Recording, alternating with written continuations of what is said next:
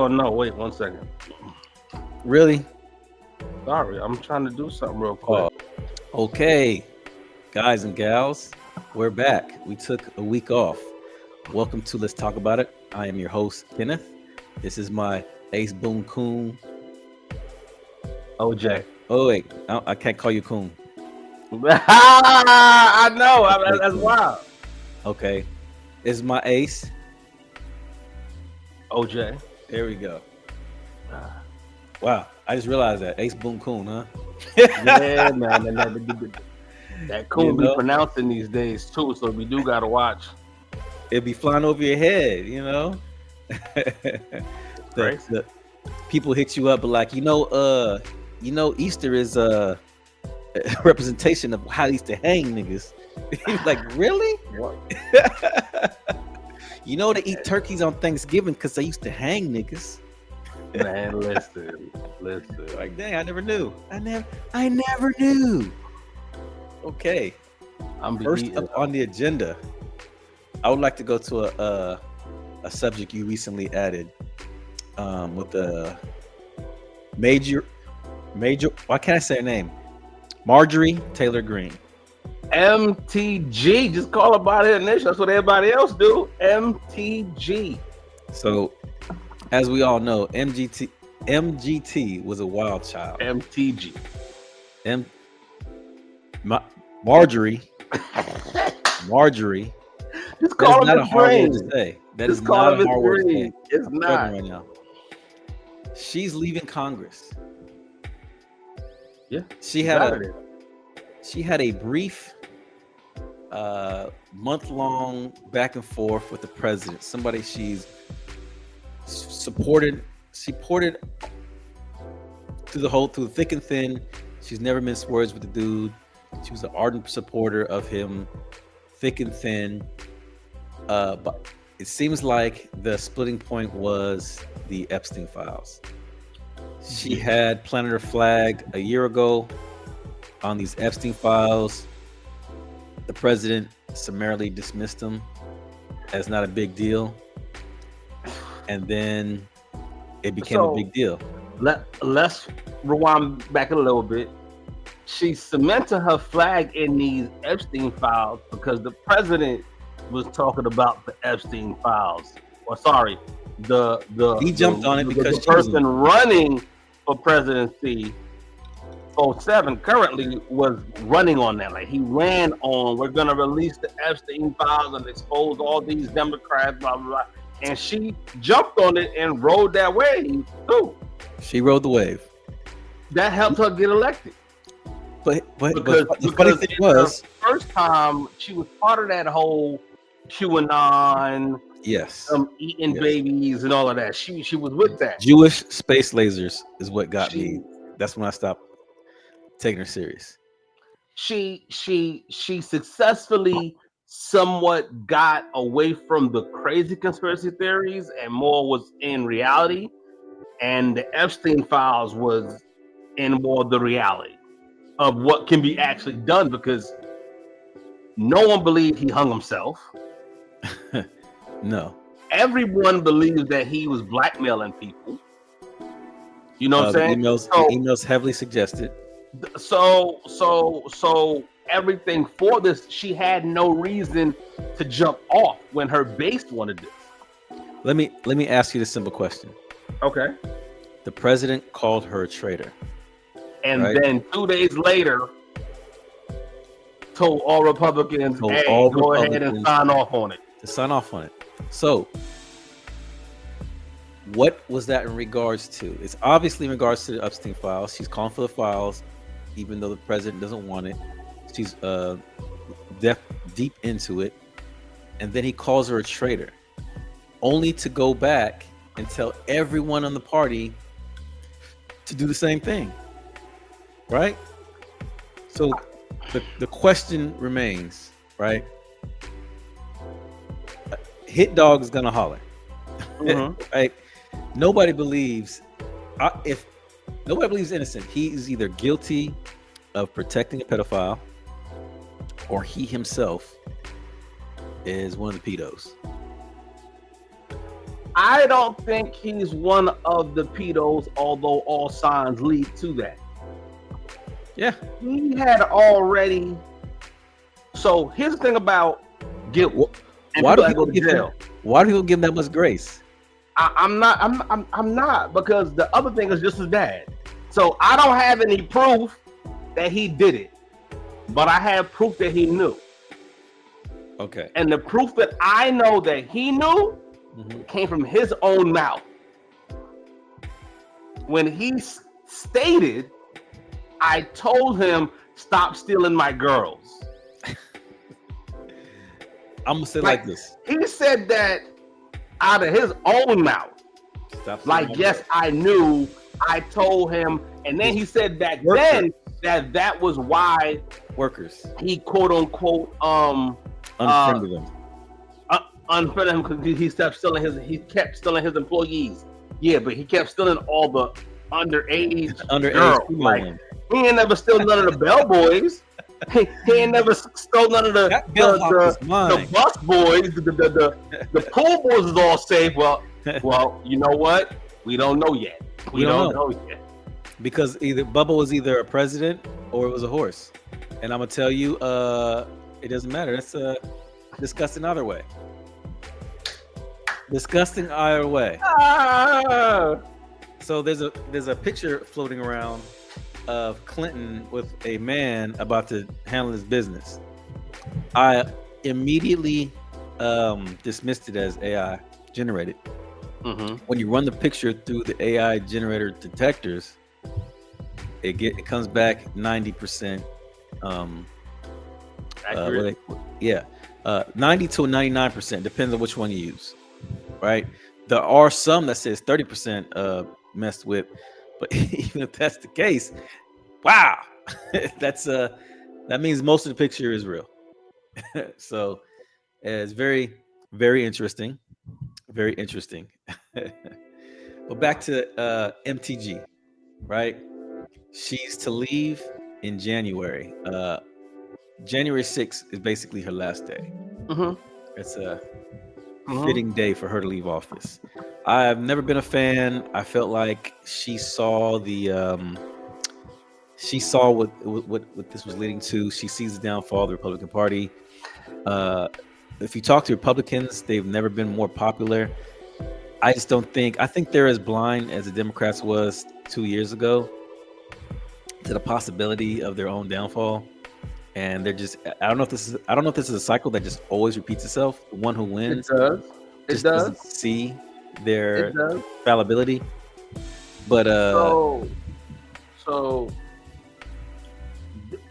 this cycle happens in droves, and for the Democrats is always, hey, the other guy is so unpopular, we gotta win, and that's always their demise.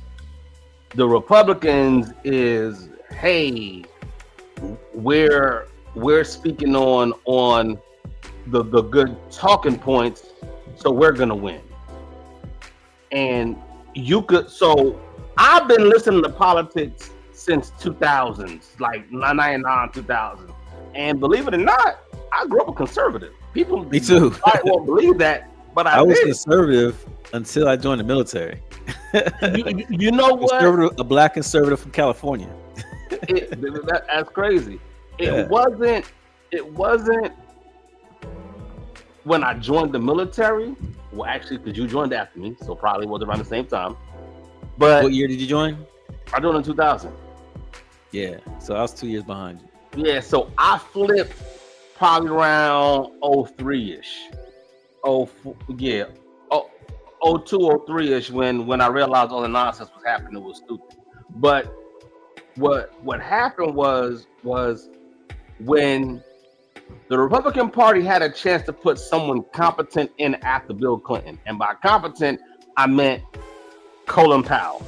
Colin Powell would have been ideal. And he's a Republican. At that point in time. And he's correct. At that point in time. And just think, 9/11 happened right after Bush got in office.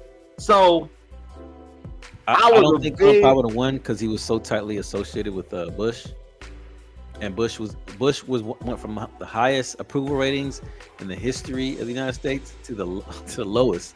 No, I mean his first term. To I mean Nixon. in the first term in 2000, Oh, okay. not the second term in 2000. That's what I'm Okay. saying. In '02 is when I realized, you know what, Colin Powell would have handled this way, way different. Because remember, I was in when 9/11 happened, Afghanistan, and all of a sudden we shipped to Iraq. I was in that whole transition. So I'm like, yeah, nah, the Republican Party messed up. It should have been Colin Powell, number one. All right. Then when his second term was up and they had was it Kerry in 04? Nah, it was in 04. Yeah, in 04. So, dog. I think it was Kerry. I'm about to look it up. So the question is, who was running for president in 04? Yeah.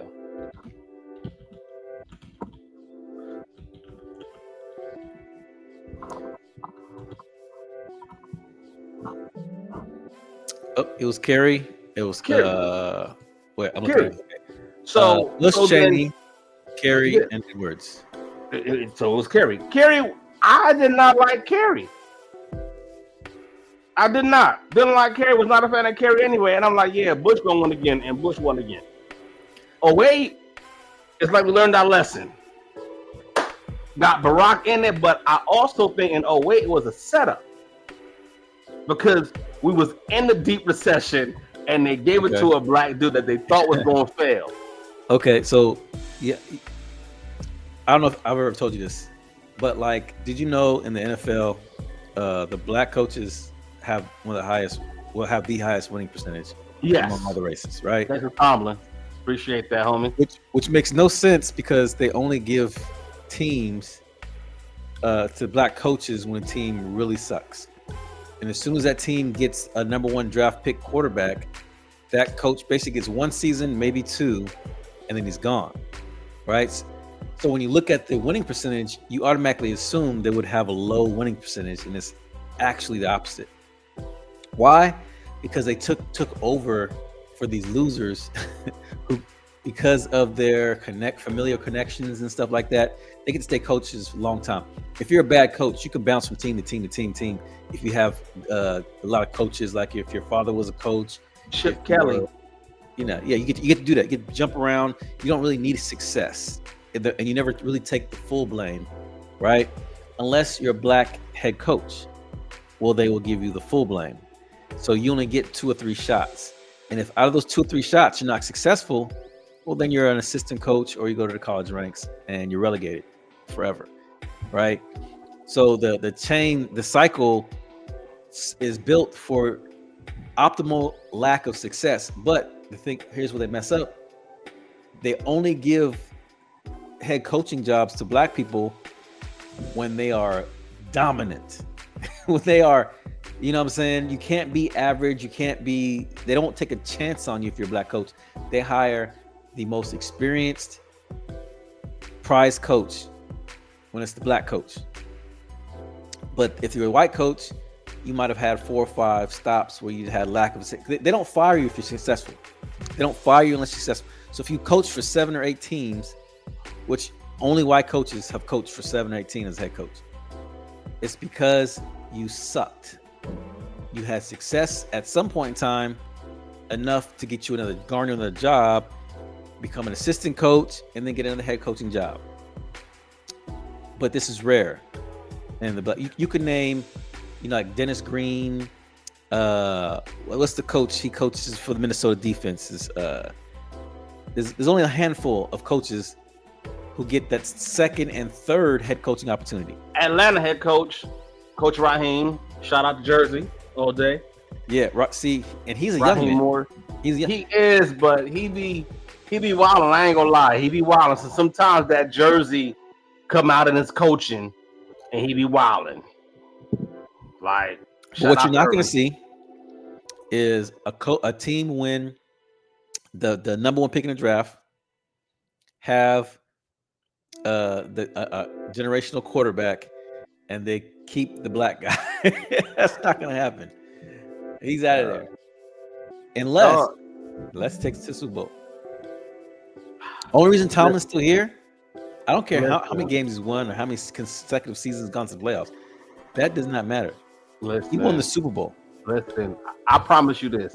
Listen, let Pittsburgh say, you know, we don't want Tomlin no more. I want my Giants to pick him up so bad. Imagine a Tomlin coach with Scatterboo and Dart and Neighbors. No, I with Burns and Thibodeau and Sexy Dexy and come on, man. Sexy Dexy. Okay, number one, Sexy Dexy isn't a thing. You just made what? That Sexy Dexy is that's what? Not a thing. Yes, that's it not is. a thing, man. Yes, if you don't know what they call him? Dexter Lawrence? So I wanted to ask you about these gerrymanders, man. Oh, what? Oh, yeah, the gerrymanders. They. So it, and remember I said it before. I think it's going to backfire on them. Remember I said that? Oh yeah. Oh, but I don't know if you heard the latest. What? Supreme Court bailed them out. How?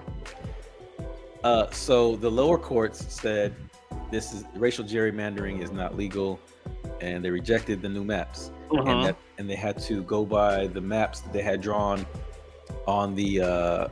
So they're doing a mid census. Yeah, whatever. They're doing it instead of doing it in 10 years, they're doing it in 5 years. Yeah, mid census. That's what it's called.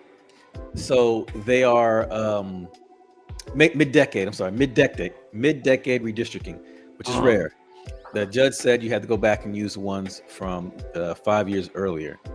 And the Supreme Court stepped in and said, nah, we can use these new maps. They gave him a lifeline. When was this? This morning or last night?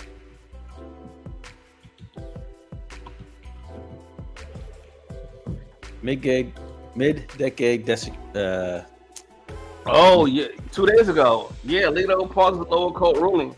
You know what's crazy about this though?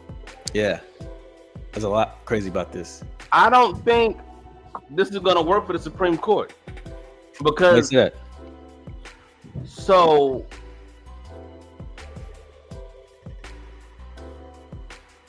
here's the thing. If I remember correctly reading, they have until December 8th to get this figured out or have the new maps put in, right? So I don't think so. No. I think that's the deadline, December 8th for next year. Okay, the lower courts stopped it, right? The Supreme Court went and overruled them for now. Okay, so the blocking is temporary. Yeah, that's not a permanent blocking. So if the lower courts now go back with proof, all this is delaying it for that December 8th deadline. Let me see. The state's emergency appeal could have enormous consequences for the year's midterm elections, which will determine control of the House for the final 2 years of Trump's presidency. A Democratic majority would likely unleash a string of investigations aimed at the administration and possibly block most of the president's legislative agenda. Okay, so Trump has really weakened his argument. So a lot of his decisions, his executive decisions, are being blocked by the lower courts, referred to the Supreme Court. The Supreme Court half the time sides with their Trumps, right? For now. And all that means is that it's just giving them time to go ahead and get this stuff and come back. And I said it to say, once they pass that deadline, they can no longer go back and redo it. Redo this districting for this next term. Okay, but there's new maps because the maps are already gerrymandered, right? Correct. They already are. Further, right? They gerrymandered them further, but they based their gerrymander not off of their constituents, They said, "Oh, black No. will vote liberal, so we're gonna split up the black Vote and merge it black vote." into these other red votes that will In make the doing black that, vote not really count. they committed the cardinal sin that has already been approved by that triggered the law put in by the Supreme Court that says you cannot gerrymander based off race. You can't say we don't want to hear the Mexican votes, we don't want to hear the white vote, we don't want to hear the black vote, right? It would be easy for them to just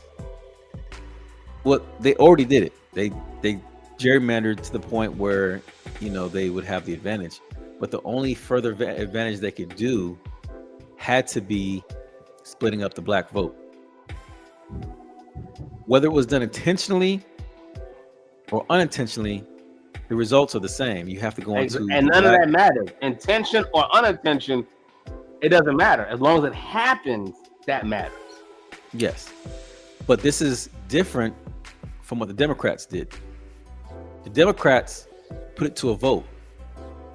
So, per the Constitution, the states are in charge of their elections.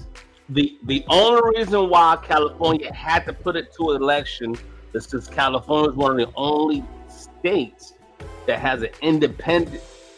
What? There's 14 states. I said one of the only. Oh, my bad. I digress. One of the only states that has an independent body that draws their electoral maps. Yes. And the districts and all of that. So you want to guess how many Republican states have that same safeguard? I want to say 0. I don't know for a fact, but I know I'm gonna go with 0. 0. Yeah. Because they don't want fair math. Fuck with these niggas got to say. Yo, since moving here to Georgia, I realized what a fair map would do in Georgia. So it would disrupt the entire voting system in Georgia if they was to ungerrymander the state. I'm gonna say like this. What? Like we'll take Mississippi for example. Yeah, go ahead. Mississippi should have the strongest black representation in all of the United States. It should be the strongest. But a century and a half of powerlessness makes the people of Mississippi not vote at all. Right? They balk at the idea of gerrymandering because that's how it's always been. Right? There is no like what? There's no outcry. There's no rage. And they don't have white allies in Mississippi the way that like a California would. Right?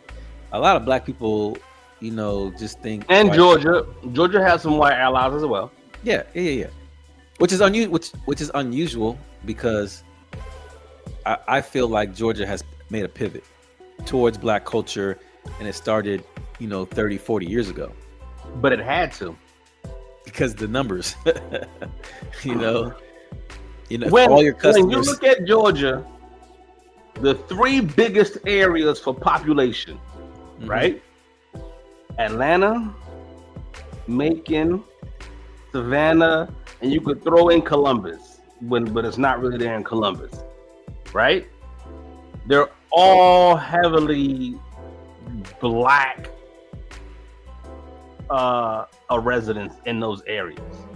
Yeah. So and that's also where the money is. Yeah. In Savannah, that's where the shipyards is. That's where all the incoming freight comes into, and it has to go up. Macon, you have the military bases that's around there that they got going on. It's a lot of military, as well as Savannah as well. I can't shout out Savannah, Hinesville, do y'all thing, And then Columbus, I didn't realize how close Columbus is to the state line. I seen a demographic. It said Atlanta alone just the county and city of Atlanta made more money than Mississippi, Alabama, Tennessee, and South Carolina. Yeah. So the I was talking to a doctor, okay, a doctor in Alabama. My cousin was sick last year. I know what I'm saying, so I hopped in the whip, drove down to see her. I'm talking to the doctor. He was like, "Oh, where you come in from?" I said, "Oh, I came from the Atlanta Metro." He was like, "Oh, y'all rich up there," and I'm like, "What?" I know, right? You're from New York and California. You a physician. What do you mean y'all rich up there? And I'm like, what you mean? He was like, yeah, no. People down here strive to be live, and he was black. Like that's the wildest thing. He said we strive like to get a job in Atlanta Metro, and he was in Montgomery, so he wasn't in like no podunk town. Hey, I went to a casino in Alabama, and then 2 weeks later, I went to a casino in I want to say like Fort Lauderdale, Miami, and I didn't know Fort Lauderdale. I can tell you number one, the big difference is there's no dollar tables down in Fort Lauderdale. You probably won't see no $5 table. It's 10 and up. The most striking thing was the people, the people in Miami, right? They look like the people in San Diego, right? Okay. When you look at the people in Alabama, like that's no offense. I'm not trying to be offensive. Okay. But if I needed my muffler fixed, the people in the Alabama casino definitely knew where to get my muffler fixed. Oh no, they would do it themselves. Like they have stuff in their car to help you with. Like, hey, like if you got time, I can fix it right now. Exactly. That's how they are. You know, and it's like it was so striking the difference because my sensibilities is I'm geared towards what I saw in Miami. Because you're from Cali. You know, I kind of noticed that a couple of people I talked to in Miami aren't fans of California. No. It's so strange. And then you're like, oh. Because of the stereotype that they have received about California. So, the Uber driver, right? Yeah. So you know how, okay, so you've been through Florida, right? You notice the names in Florida are strikingly similar to the names in California. Yep. The Orange County and Palm Beach and all this stuff like that. The names are very similar. So I said in the and there's palm trees everywhere, right? Yep. So I said to the Uber driver, like, oh, this reminds me of California. He was like, we don't have homeless people, right? Now, mind you, he's driving us to downtown Miami. Yeah. Where there are a lot of homeless people. Yeah. Right. And it wasn't even 4 minutes past that he said that I see a homeless person pushing this cart, and I see 2, and I see 3. But I'm not trying to compare. I'm pretty sure the state with the most people in it has by far the most homeless people. I would bet my check, right? No question. But it was the attitude and the airs in which he said it. But like, do you know why that is? Propaganda. Propaganda. So the blood has he's never been to California. Now, granted, I would say this. The homeless in San Diego are probably the best treated homeless and the most well-off homeless I've ever been around. Man, look, I'm gonna tell you a story. Wait, before you do that, you go, let me finish.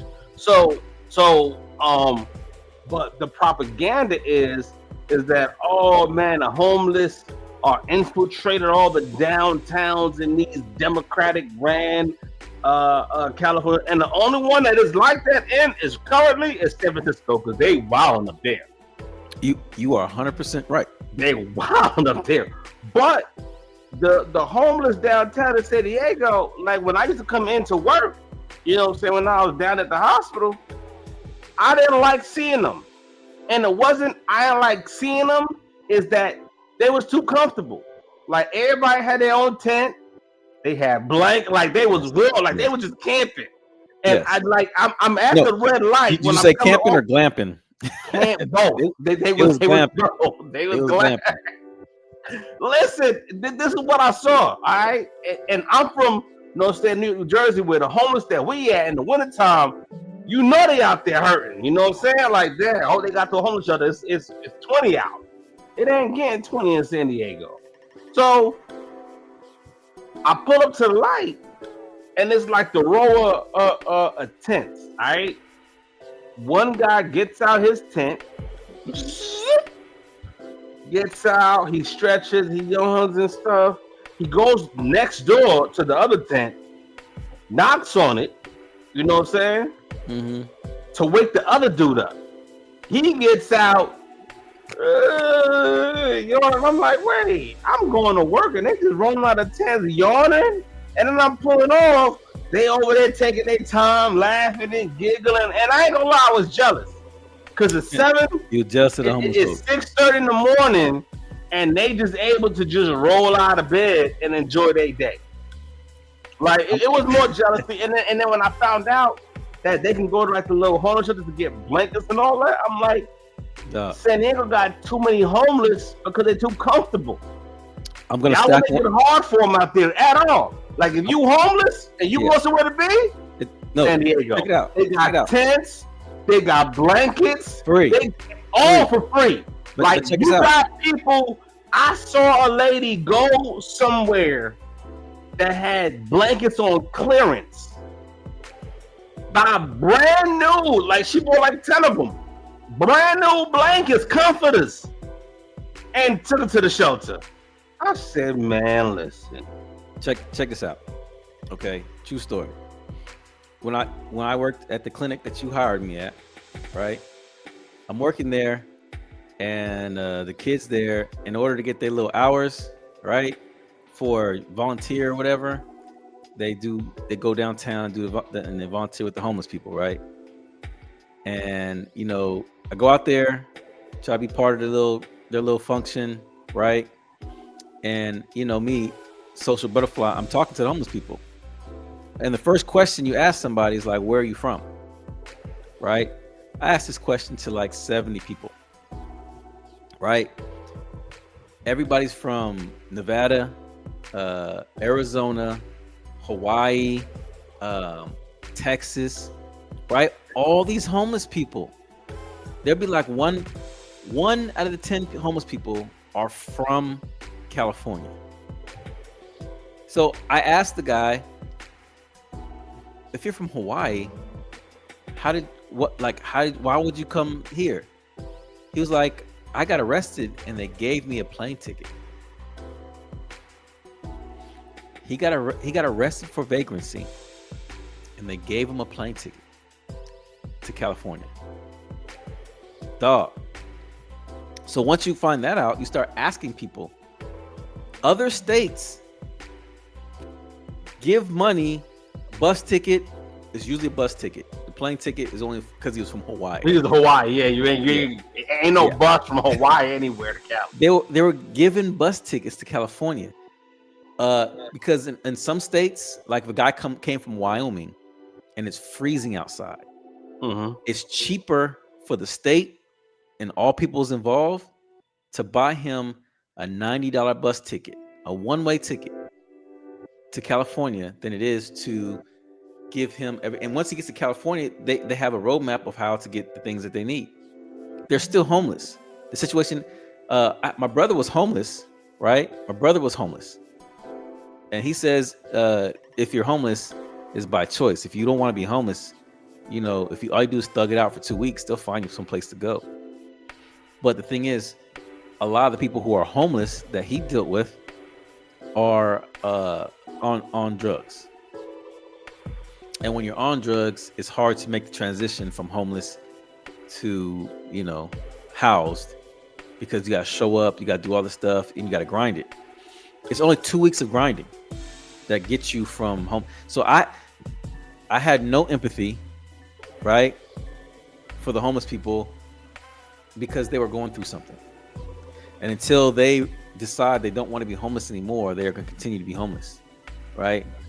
And it's not. I'm a supremely empathetic person, but having had 2 family members who went through the process and both described it as, oh, it's a piece of cake. All you do X, Y, Z, and they put you with a job, this, that, and third. I'm like, what? And he's like, yeah. And you transition from homeless to working a job. The only thing I do is show up. And being it's like, whoa, if that's all that you need, how sorry should I feel for these people? Granted, a lot of them have addictions. A lot of them have addictions, some don't. So, and I say that at the barbershop I used to go to, I didn't call him out, shout out, in San Diego. It was a homeless dude that lived out there. He used to have his monthly check sent to the barbershop. Oh. And the manager would just, whenever he got it, he would give it to him saying, here, your check's here. He would take it and he would go on and do whatever. His daughter lived in San Diego, and twice a year, 3 times a year, she would do it Thanksgiving, Christmas, and Easter. She would drive around, find him, take him to her house. He would go in, he would shave, do whatever. But she had a spot for him the whole time. He didn't want to be there. Nah. Like, look, I have friends going through it. I have family going through it. And the thing is, he wasn't even on drugs like that. He Next just thing wanted the freedom. Selling pots and pans and selling them on the street. Look, but the thing is, he wasn't even a drug addict. Oh. He just enjoyed the freedom of not. He liked to glance. Answer to nobody, like nothing. he was an outdoorsman, huh? Yo, so the thing is. Oh, go ahead, finish. He used to wash cars outside the barbershop, so I know he was fine. Like, you ain't had, like, I've never seen him. That's a good hustle. They're gonna be in there for 30 minutes anyway, at the minimum. I ain't never seen him like out trying to buy no drugs, nothing like that. Like, the money he was spending on was for food. Like, so he ain't had to borrow nobody for food or nothing like that. Like, he just wanted to be out there. Now, he probably had some other things going on in his mind. But he was one of those that he wasn't a drug addict. Okay. He just wanted to be out there. I got to stop us real quick. All right. I forgot to do acknowledgements. Oh, who we acknowledging? We're acknowledging our 2 new Facebook followers. Oh, let's go. YouTube followers. We have 2 more. Appreciate y'all. Appreciate y'all. Thanks for subscribing. We started at 42. Now we're at 46. Hey, let's go. Somebody's hearing the message. Okay. A couple of messages out. A couple of our posts got 1,200 likes. We have 2 with 1,200, a couple with 300, and on average we're hitting about 160. So that's for now. We're gonna get acknowledgements. I almost forgot. Should have done it at the top. Okay. So you brought a subject to me that I wanted to talk about. What's popping? You mentioned Doge. By extension, when we mention Doge, we're gonna talk about Tesla. Yeah. So go ahead. You can lead it off. So my thing is, Doge was never a department authorized by Congress. Not officially. It was not officially. All right. Doge was all a scam to me, personally. It was. And I had said, so I told you before we continue, let's give context. So Doge was established by there was Vivek Ramaswamy, Elon Musk, who got booted 2 weeks. He lasted 2 weeks. I wonder why that happened. He left. Huh? He technically didn't get booted. Remember, they weren't on the government payroll, so he technically didn't get booted. He left. Right? Creative differences or something like that. Okay. So, but continue. So, Department of Government Efficiency, who was never really a department of the government at all. They were contracted to do what I think 16 months or something like that. Yes. So They they were given a had budget. Elon on board long enough to not get investigated. Pretty much whatever the statute limit was, that they could have somebody on board without having to get an official title and Yes. implemented by Congress is how time they had him on board. They circumvented the official laws of the land. And whatever time that they had to have an office in place without getting it approved by Congress, however long they had Doge, quote unquote, in place for, and Doge is supposed to be saving us trillions of dollars. All right. Now, I have already told you guys that I believe Tesla's in the tank, and I think they are number one. Oh, okay. But I want to say something about that. But what? I'm going to. Elon has been trying to transition to his next endeavor, and it's not cars, it's the AI robots. Okay? So for him to sell these AI robots, he needs a demand for them. So for me, his whole plan was get rid of the immigrants, because these waterproof robots can go in the fields and work. They could clean your house and be your maid for you. Mm-hmm. They could do all that, wash the dishes, put your clothes away. They could do all that. So I'm gonna have that, and then I'm gonna do this Doge thing and collect all the data I need on everyone in the United States. They let Doge merge all the data that we had separately for a reason, meaning IRS, healthcare, what else?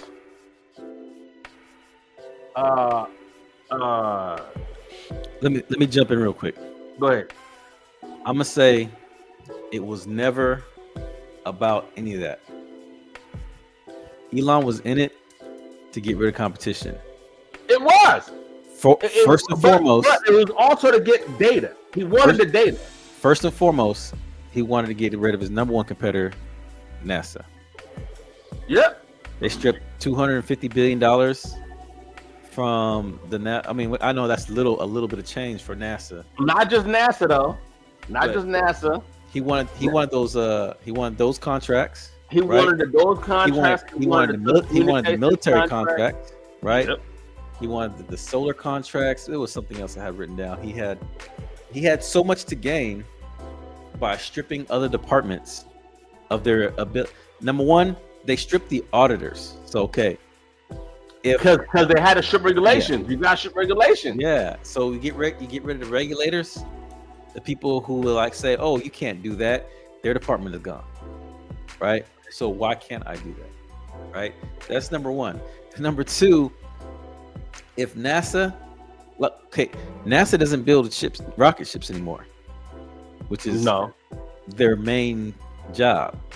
They subcontract their trips to anywhere. If they go to the space station, they pay someone else to do it.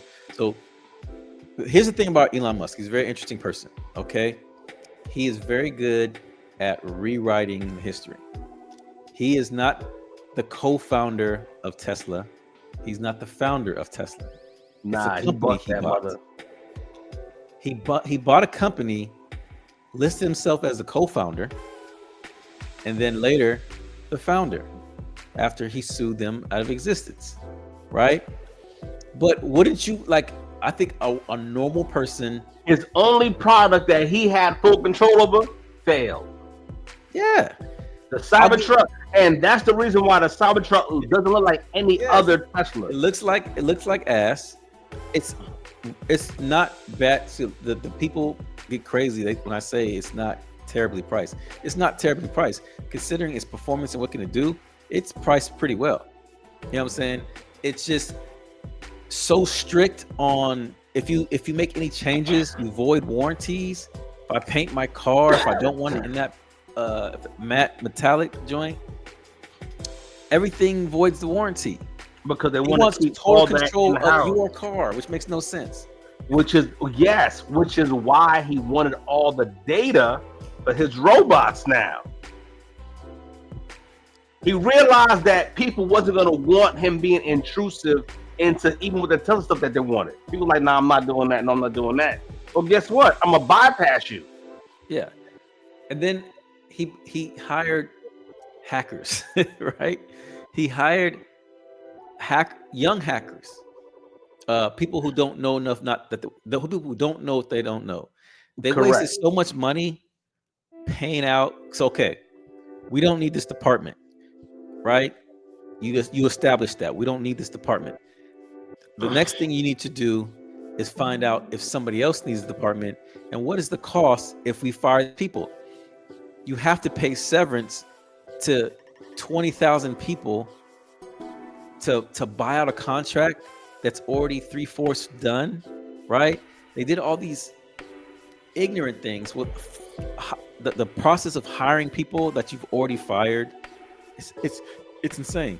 But that's because they 18, did that based off of how corporate America and how Trump does things. Trump was the one to fire a contractor 3/4 and say, "I'm not gonna pay you anything." Yeah, that like Elon is the one. If you remember, the initial grift between the MAGAs was H-1B visas, right? H-1B visas is the Einstein visas and stuff like that. You come over. You have a job skill that's very rare. What Trump's wife got on. But if I'm Elon Musk and I hire 19 Indians to come over work in my factory on an H-1B visa, I can pay them whatever I want. Yeah. There's no competition. You can't go to another place and get a job. No, because I own your visa. That's because it's not on your visa. And they're constricted, and it's a big boon for him. It's better for him to hire these people than it is to hire Americans. Initially, people were dead set against it. Like, no, we're not. We're just not going to do that. That makes no sense. But it was the MAGAs who spoke up, right? And they're like, hey, why not just hire an American? And then his response was, we'll say, not the greatest. He basically said the MAGAs are too stupid to fill the jobs. You know what I'm saying? Mm-hmm. That is never going to fly, right? America's a beautiful place. It's varied. And the reason why people don't hire Americans is because Americans are expensive. Not because they're stupid or incapable, but if you can put that out there and get enough people to believe it, and it worked with other things, right? He would just say it and people would support it. But when he suggested, the mere suggestion that Americans were incapable, MAGAs were not on that. And they had their first big fallout. Before the Marjorie Taylor Greene incident, he had the big fallout with Elon Musk. The big public post. Now, granted, I think that was planned, though. You think so? But Elon needed an out. He was trying to save his company. His company was going nuts. He was in politics. He needed an out. Okay? And he needed an out and still not to be completely hated because he has the second transition plan that he's trying to get into. If he has been MAGA all the way through launching his robots would fail. Okay. I promise you they would fail.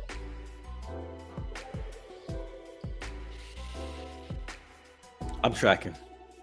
Like they would fail. Like he still. Now, I'm not saying they have no little bit of rift, because here's the thing. Elon goes on and says, yeah, Trump doesn't want to release the files because his name's in the files. But so is Elon's. Oh, you think Elon Musk's names are in the files? Oh, I know his name's in the files. I haven't heard that. Oh, yeah, his name's in the files. Oh, I'm certain his name's in the files. Oh, you certain because you've seen it, or are you certain because of the way things are lining up? Just how everything's lining up. Just how everything's lining up. I'm tracking. Okay. And so just like we said before with these Epstein files, yeah, Trump's saying go ahead and do it. I'm gonna sign off on it because one, he's already called for an investigation, and they won't tell us who's being investigated. And the fact that they won't tell us who's being investigated lets you know that they're hiding a bunch of stuff that's there. So remember, Trump said investigate the Democrats. That means nothing. on who they actually investigate. Because for Trump, It's so crazy how he's like, we're gonna investigate the Democrats. because here's the thing, for Trump, it would make no sense for them to investigate the Democrats now, because their names won't get out. They gotta pull all the evidence with their names in. For Trump to get his political enemies, it will be best for them to release all the files with the names in it. And then because of the files being released, investigate. But that's not happening. The mental gymnastics that are necessary to believe his side of the story is so absolutely amazing that the reason why he hasn't released this information up till now, because he wanted to protect the Democrats.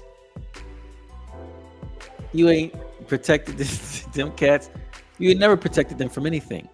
So why now do you decide to, come on, it's man. not. He knows that when he's being investigated or any investigation going on, the files, he knew that from his taxes.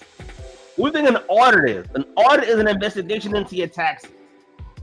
When your taxes are being audited, can't nobody see them. And he has known this for years. He's been through that process before. Plenty times. Yep. He said he wouldn't release his taxes because he was being audited. Then they found out he wasn't being audited. He'd been audited in a couple of years. The thing is, he can lie. People can find out he's lying, and then people just move on. They don't obsess like this. Hey, he lied. Yes. Next. And it's kind of how he gets away with everything. They call it flooding the zone. He does so much. Yep. He floods the zone all the time. He's good at that.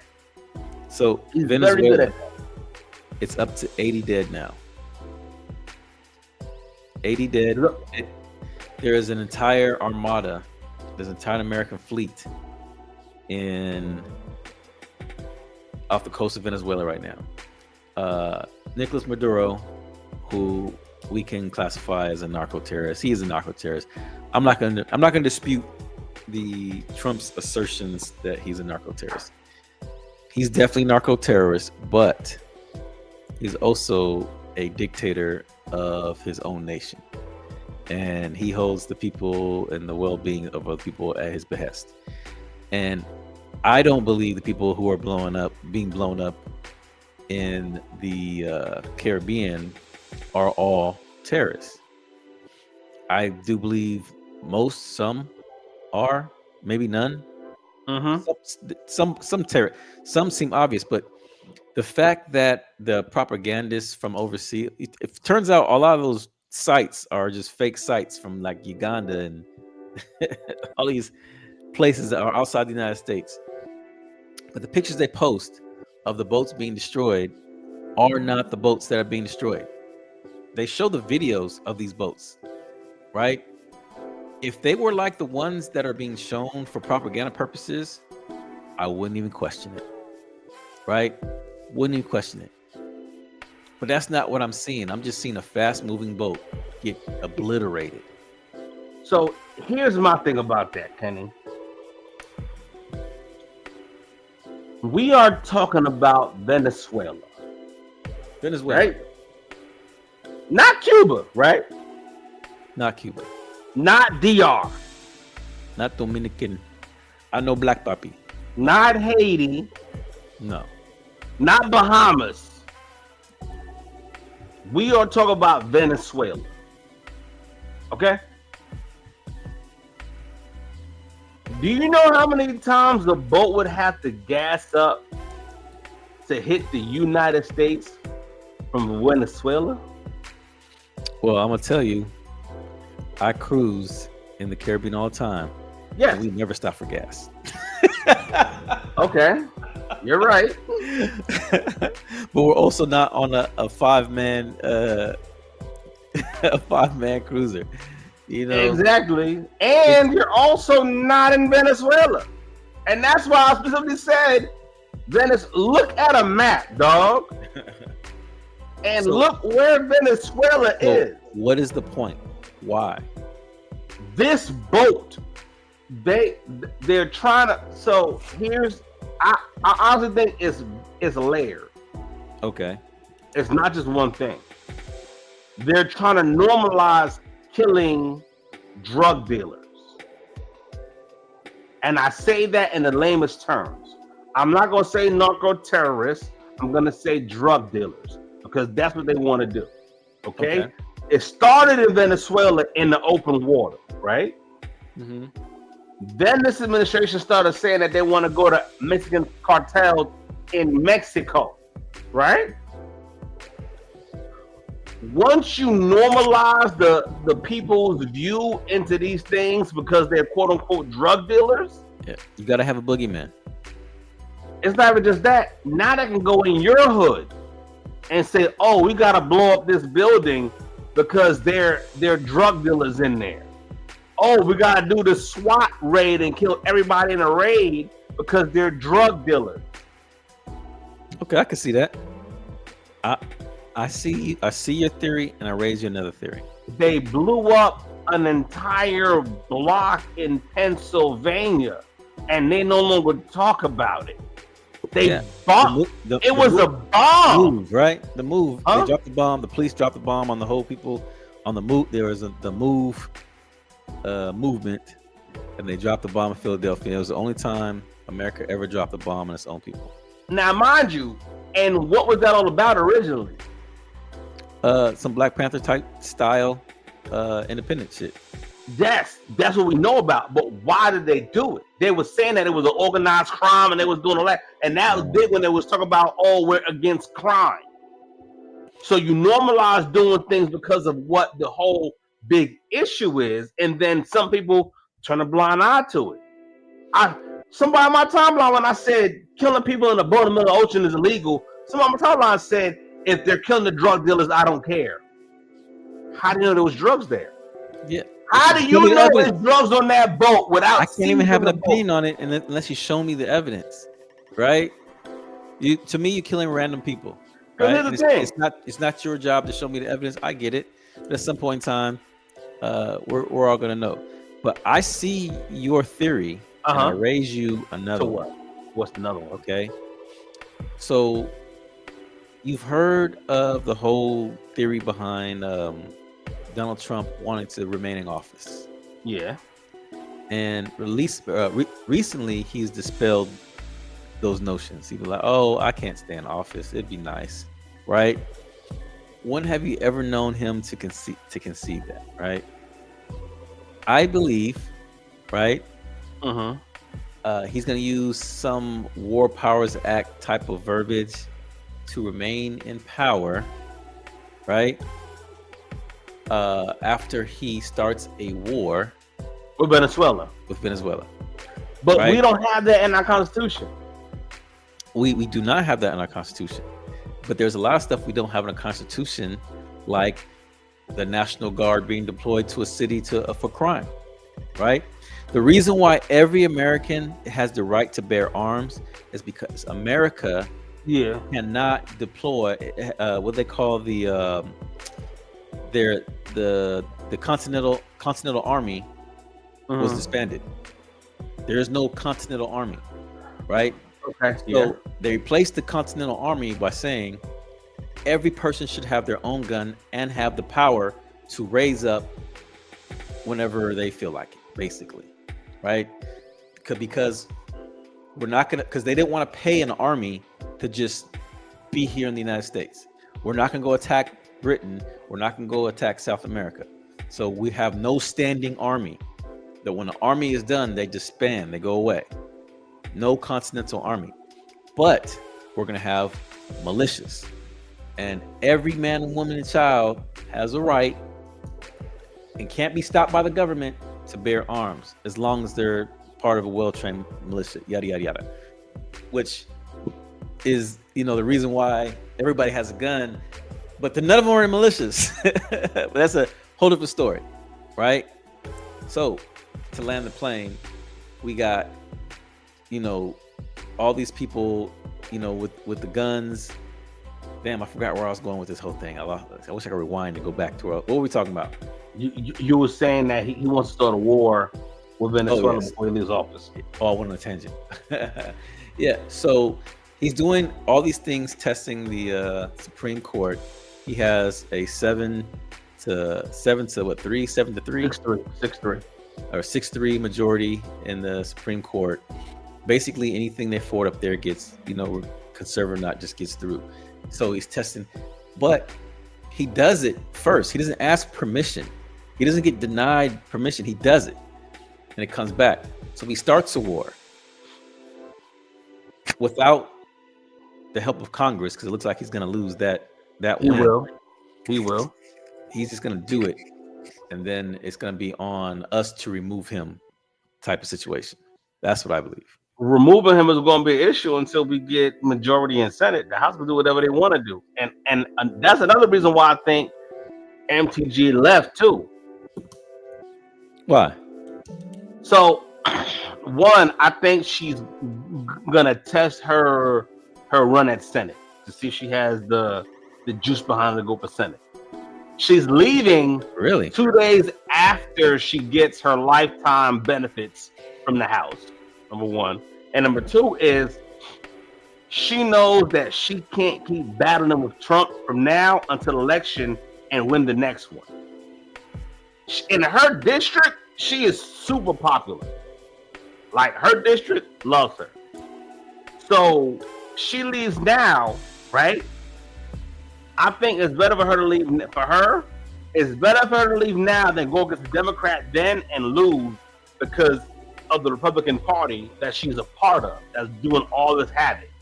She's gonna challenge her person, or is it vacant? I think she's either gonna challenge the person again when she runs again, or she's gonna go for Senate. Okay. Who's Georgia senators? Let's see. Warnock and Ossoff. Oh, so it's probably not gonna be Ossoff. Ossoff's a Republican, right? I know they're both Democrats. Oh, Yeah. Georgia went both blue the last one because in the 20, I want to say the 2020. they're both pretty young too. He's 30. They was but one's a Jew and one's black. Mm. So I want to say I like Senator Long. He's the minister. Ossoff is not due this year. I think it might be Warnock because they both won in the same year where they had a runoff because of something, and then they both won. Yeah, it was a good time for them in 2020. What happened to what was that? Remember the black chick? She was running, and they they changed the rules, and they didn't allow some of the votes, and she lost for like 50,000. She was it was a black. I don't remember what she was running for, but it was in Georgia, and she's still very popular right now. Who? Stacey Abrams? What's that? Was it Stacey Abrams? Stacey Abrams. What was she running for? Governor. Oh. Georgia with a black female governor, that's tough. I think they're about 10 years away from that, though. Nah, I'm gonna say 20. 20? 20, dog. Ooh. And honestly, I'm gonna tell you why. Why? The black male vote. Yeah, man. I think Trump had the highest amount of black male votes in something like 30 or 40 years. He had 12%, which doesn't sound like much. But when you consider he beat his competitor by 1 point. So she got 48.3% of the votes, and he got 49.8. So nearly, almost close to 2%. He got, you know what I mean? So be 1 point, like 3 or 4, whatever. That 12% spread across, 12 states makes a big difference.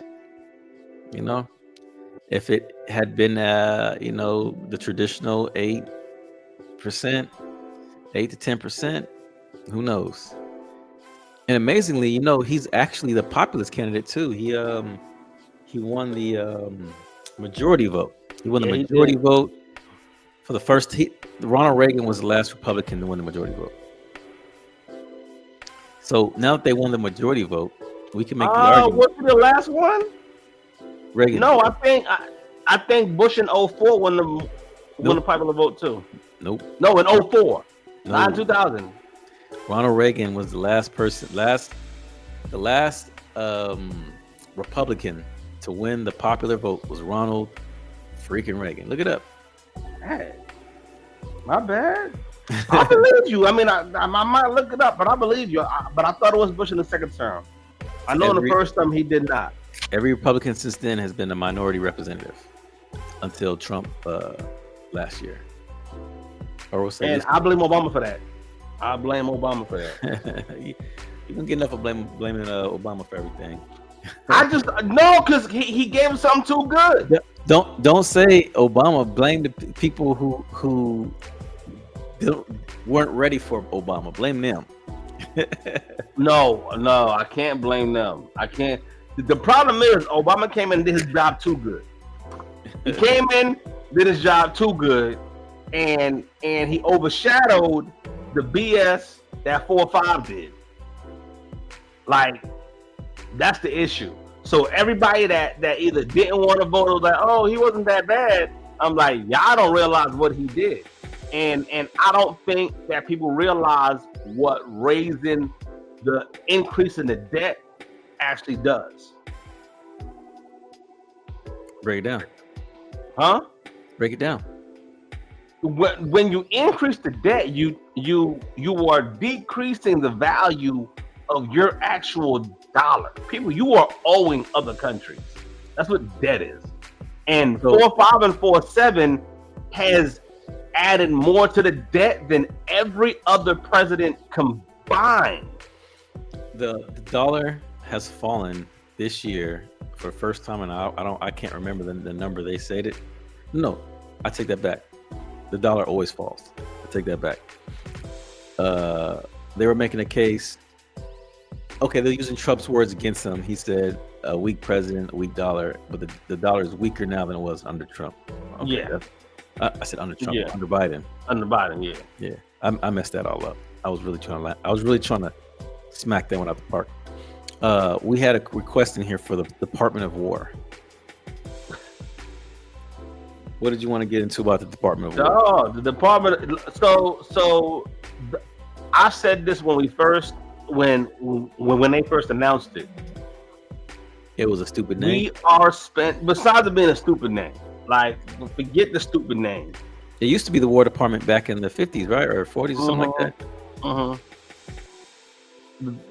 The thing is that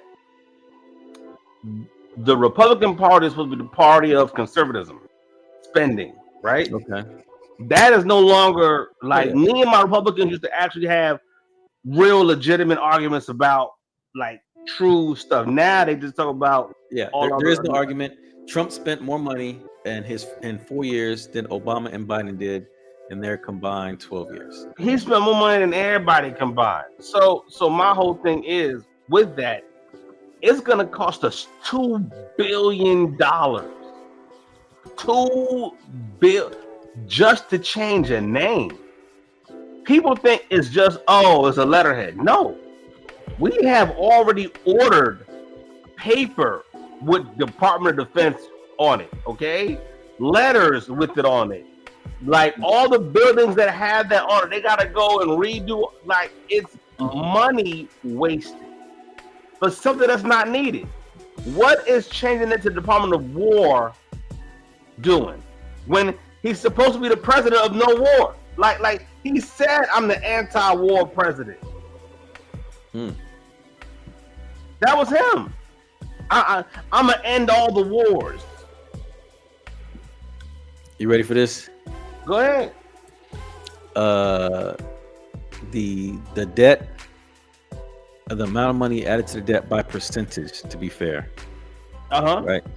Percentage to be fair. Nobody's touching. Well, I take it back. I didn't think anybody's touching Franklin Roosevelt. He added 791% to the debt. He had extenuating circumstances. Woodrow Wilson, bad management. Ronald Reagan, 160%. 160%. That one was a surprise to me. But here's where you get the conservatives. You get Ronald consecutively. You get Ronald Reagan. I don't know if Woodrow Wilson and Roosevelt was a what? Was he a liberal? I don't know. I gotta look that one up. Anyways, we got Ronald Reagan, conservative, followed by George W. Bush, conservative, at 160 and 72% respectively. Then you get a Democrat in there, Barack Hussein Obama, 64%. Well, we know why, right? We know why. Extenuating circumstances, just like Franklin Roosevelt, Obama gets a pass because of recession, depression situations. George Bush doesn't have that excuse. His reason, which I would give him extenuating circumstances, but he chose to go to war with Iraq, Afghanistan, when the pilots were from Saudi Arabia. So I would give him the pass because he went to war. But then you have Donald Trump. So the difference between Donald Trump and everyone before him is Donald Trump's 40% came in 4 years, right? That's the difference between him and George W. Bush. You add 10%, you add 30%, and it goes up to, but you have 8 years to do it. This year, I can't wait to see what the final numbers are for this year alone. It's gonna be ridiculous. America spent $7 trillion last year, right? We cut all those departments, all those workers lost their jobs. We stopped giving aid to all those nations. Fine. But if we spend more money, we can all admit it was bad management, right? No. Well, some of us will admit it was bad management. I realize the true diehard MAGAs They don't admit shit. Never going to admit they don't admit shit. No, sir. When it's wrong, like at all. Even with the Epstein documents, why we got to release it? Trump says release the proposal. Well, because you guys wanted it, right? So, okay. That's what it is. Now, if we were to go by dollar amount, all these numbers change. Oh, I know. Dollar amount, because obviously the dollar is worth more actually dollar's worth less today, but less today than it was. Yep. Everything's done in trillions, as opposed to back in the day when it was like $1 million. $1 million, that's a lot of money. You can't even say it back in the day, because for Obama, remember, the billion was an issue. Obamacare was what, $750? What's that? How much was Obamacare? Oh, I wouldn't remember that offhand. Hey, look, I know how much it is for 1 year. I know it's $80 billion for 1 year of Obamacare, and we gave $40 billion to Argentina. We gave $40 billion to Argentina. That's half of what we needed for Obamacare, or the Affordable Care Act, or whatever you want to call it.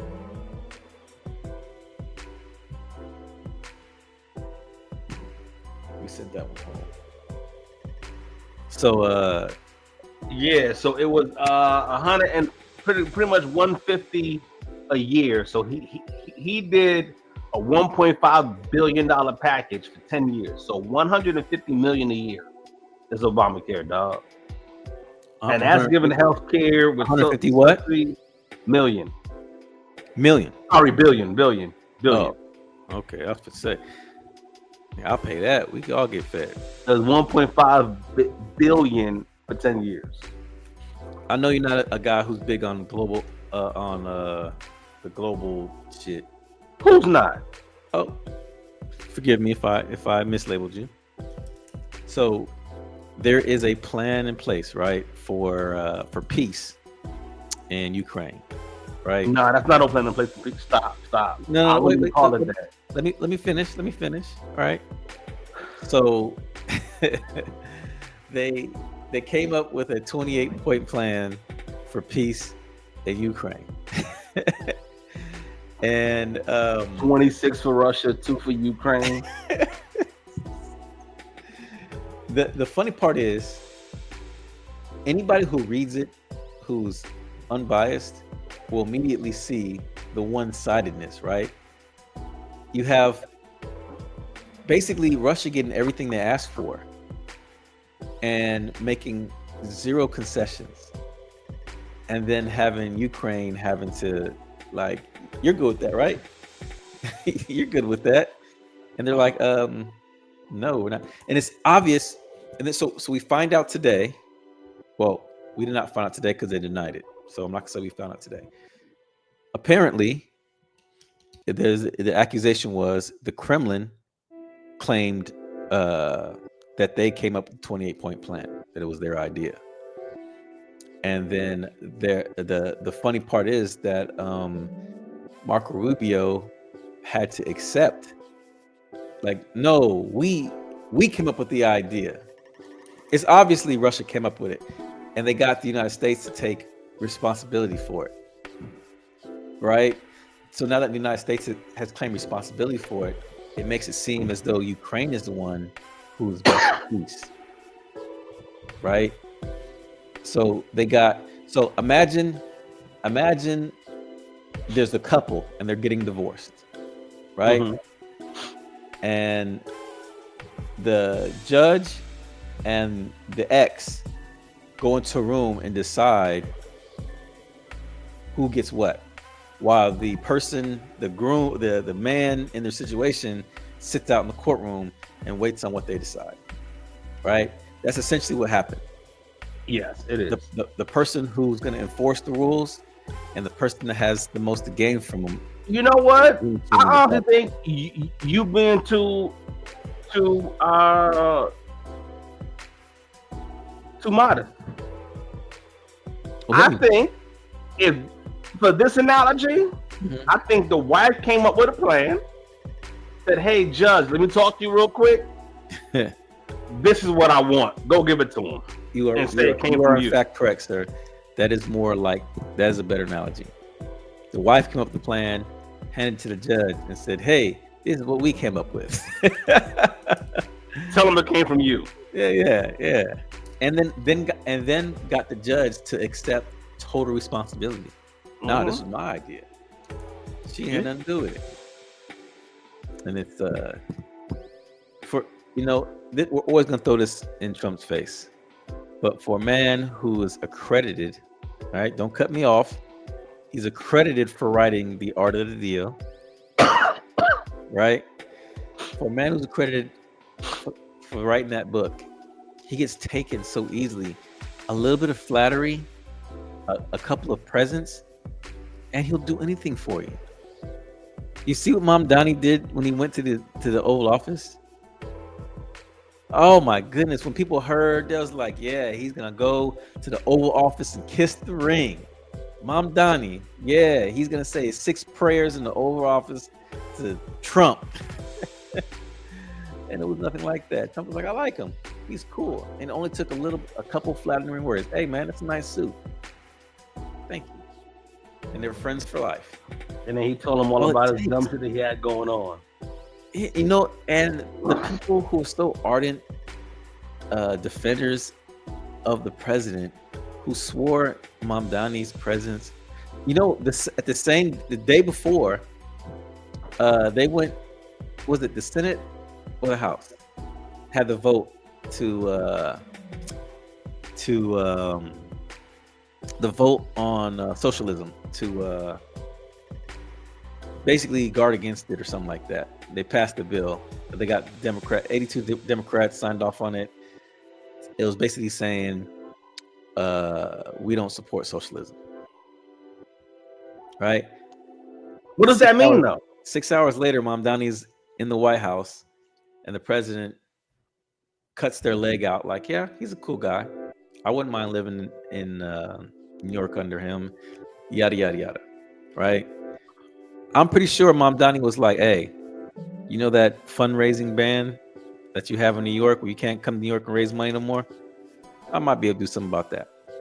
And next thing you know, it's a, you know what I'm saying? He's a he's a real estate developer playing at president. Of course, he's gonna try to be friends with the mayor of New York, where he originally made his fortune. There's no question.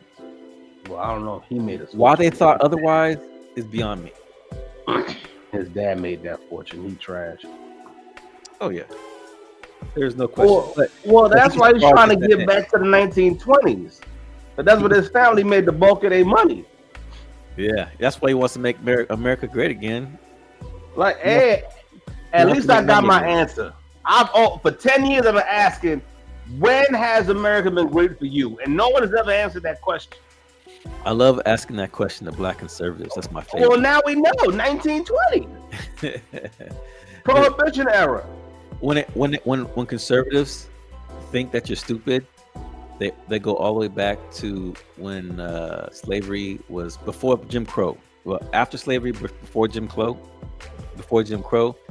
like, yeah, but we're still the poorest and all this other good stuff. They literally stole. Was it South Carolina? In South Carolina they had all the representatives. They had all those Black representatives, and just one day they just stole it. Just took it back, and then Congress recognized them. Yeah, that's crazy. Was that South or North Carolina? It was one of them Carolinas, but yes, one of them Carolinas. The Chicago fight. Have you seen it? Which fight? Well, all the little kids beat up the mom and her son. Oh, I did. I'm gonna be honest with you, and that was sad to me. I couldn't stomach it. It brings me back. It brings me back to 2016 with the whole World Star thing, right? I don't think in America Black people are any more violent than anybody else, despite whatever people tell you. But we have a bad habit of showing our ignorance in spectacular ways because we're entertainers at heart, and the whole World Star craze. When every fight there'd be somebody in the background, they'd be yelling World Star. You remember all the Waffle House fights and all that stuff like that? It was tough, right, to watch that level of ignorance from people who look like you. And then it wasn't the fact that they were doing that, it's just that fact that people who don't know Black people see that and they assign it to you. You know what I'm saying? So I say all that to say this.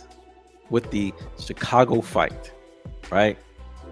I started watching it, had heard a lot about it.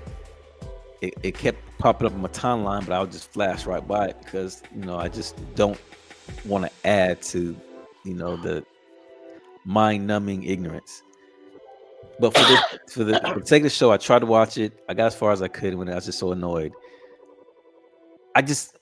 My question here is, right? You're a parent. You see your child stomping out somebody's mother, right? And apparently they have been doing it for a while time. The same child recorded another fight that was the same level of ignorance, right? But you remember at some point in time in your life, you had friction with somebody and they was with their mama. And what'd you say to them? You lucky with your mama. I would knock your punk ass out, right? You won't act ignorant. And my homeboy D, he's the one who reminded me of that feeling of not wilding out, because you're not gonna fight somebody in front of their mama, right? And I think that fight, in my opinion, it's a rare thing. Kids, that's not average. They try to make it seem like, well, a lot of people are saying that's how kids are now.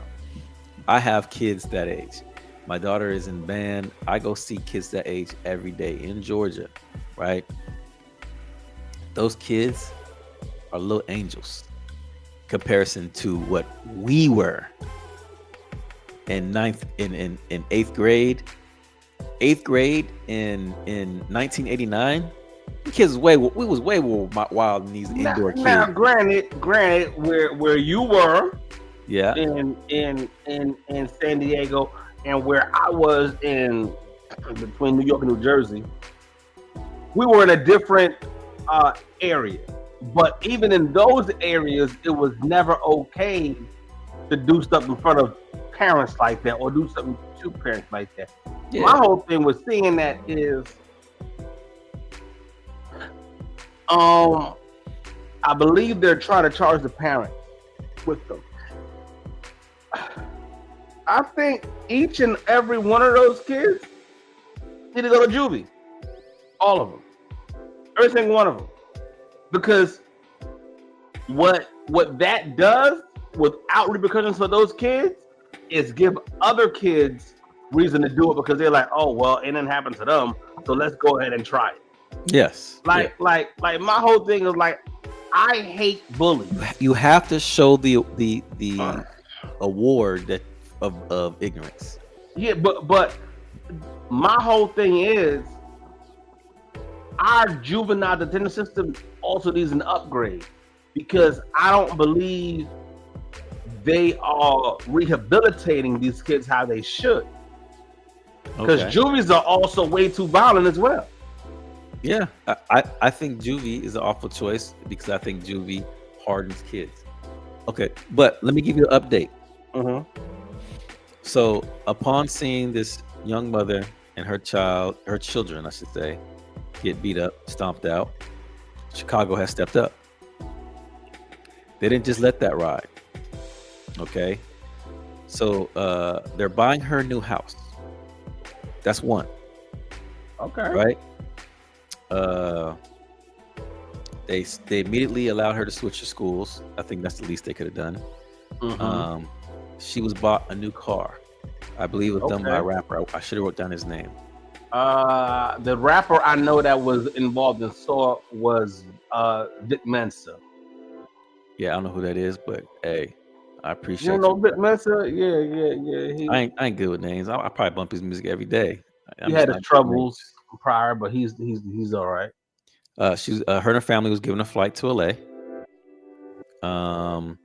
They covered her for Christmas. Okay. And her Cash App became public, so they flooded it with money. Okay. So it didn't have to, it didn't end there, right? So when they do bring up how people will be wild in Chicago, I hope they also bring up how Chicago stood up. Okay, getting to the end of things. So the return of the king. LeBron James enters the game for the first time last week. That was the first NBA player to play 23 seasons. Not that far behind Robert Parrish for the most played games ever. I watched the game. I think he had a double. He had like 12 assists and like 11 points, something like that. I did not watch the game. He looked good. I could tell that he was not trying to rock the boat because Austin Reeves was averaging like 28 and Luka was averaging like 32. Yeah, they balling. Like they balling. So he came in. He's playing modest. According to Kwame Brown, the nigga trying to get them assists. Kwame, if Kwame doesn't talk about LeBron, I don't think he gets attention. He has to be adversarial, and he got to talk about LeBron or he got to talk about Gilbert, like one of the two. He got to talk about that nigga gay or something. He has to be. He's a sensationalist. He has to be controversial. I appreciate, but if that becomes your shtick, then I have to take everything you say with a grain of salt. Always. But he looked good, man. He looked good. He's played another game. He played on Sunday, and he's still passing that thing. Let's sling that rock pretty good. So I believe LeBron can play longer because of two reasons. I think LeBron has a very high basketball IQ. Yes, that's good for extra 2 seasons. And he could pass the ball. See, here's the thing. Go ahead. he's got to be shooting like 60%, right? He's become an opportunistic scorer. He post up, double team comes, he finds the open guy. But that's all you need. Like just imagine LeBron being truly at the one. Like not at the three, not at the four, like at the one. And all he gotta do is bring the ball up and pass. Facilitate completely. Do you remember Magic Johnson when he came back? I do. The last time? I do. He could totally be that. Yeah. And the thing is, even though he lost a lot of athleticism, he's still more athletic than Magic was in his prime. And that's what I'm thinking. That's why I said what I said. Like, so for LeBron, unlike other people or other guards when they hit that age where like they had to have their speed, like they had to have that. Yeah. LeBron is 6'8" still. Like he's still 6'8". 6'8" and solid. And solid. You know solid what I'm saying? So he doesn't throw his bows, but he could. Like, so I honestly think LeBron got at least 2-3 more without any major injuries. I think he got like 2 more in him. The way he plays now, he's less likely to get injured. Because he ain't gotta do he's not doing all the driving. And think about it. If he's at the top of the key at the one or the wing, he's only running 40 feet back to get back to the other top of the key. Like top of the key to top of the key. You know what worries me? What? Is that he started the season with an old man injury. The nigga has sciatica. That's why I said. That's why I said, barring no crazy injury. That's a sciatica. You don't see a 19-year-old kid with sciatica. Sciatica is a military injury that you get from carrying shit on your back. Carrying that load, man. Trust me, I got it. So I already know, man. Yeah, that's the only thing that worries me.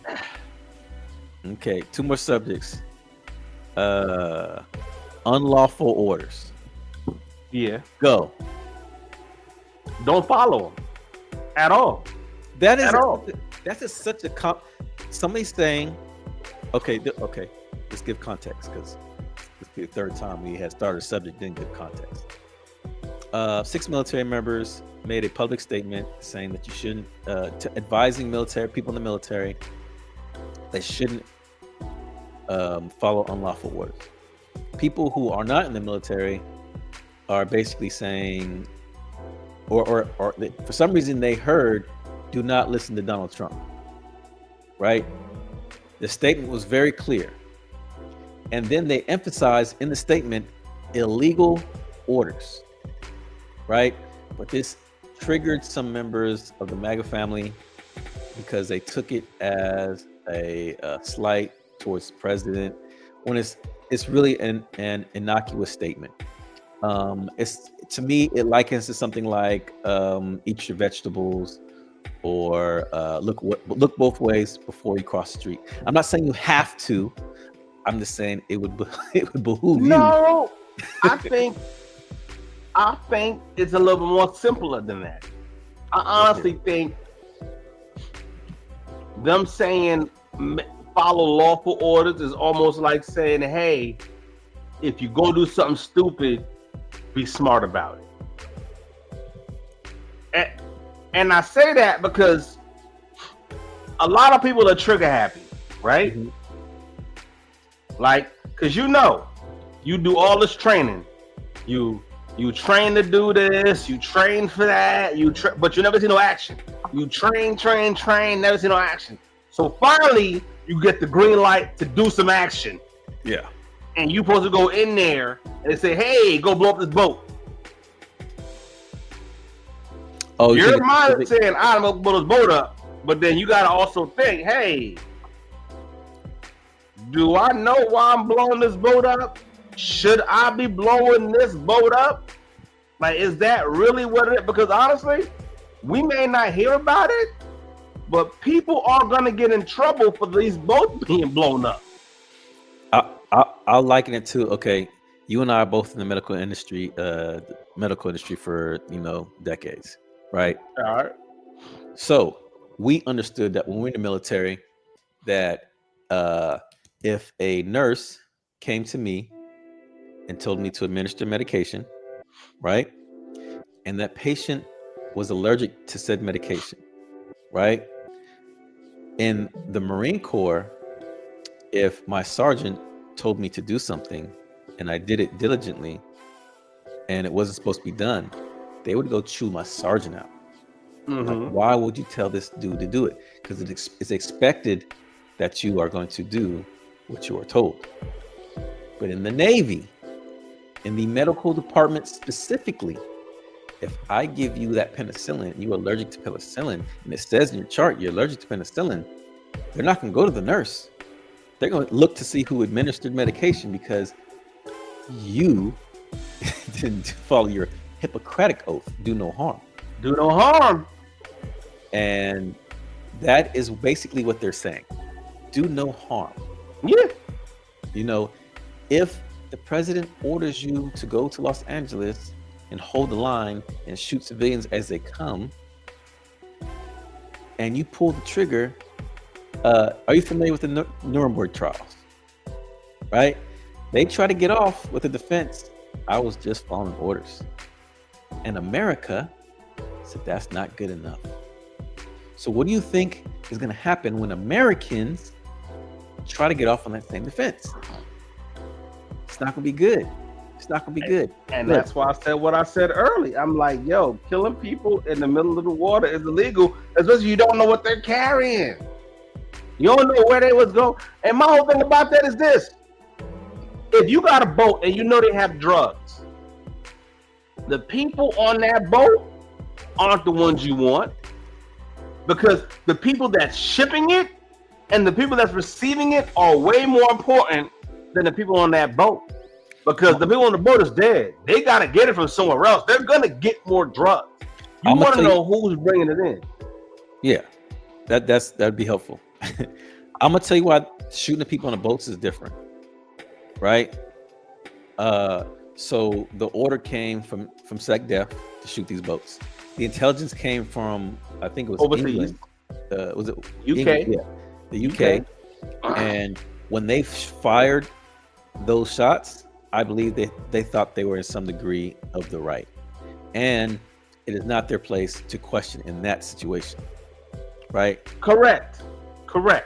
I think this goes more specifically to the National Guard or people being deployed. Oh yeah, definitely. Right? I just brought that up for just an extreme instance, because honestly, the first boat that went down, I think whatever.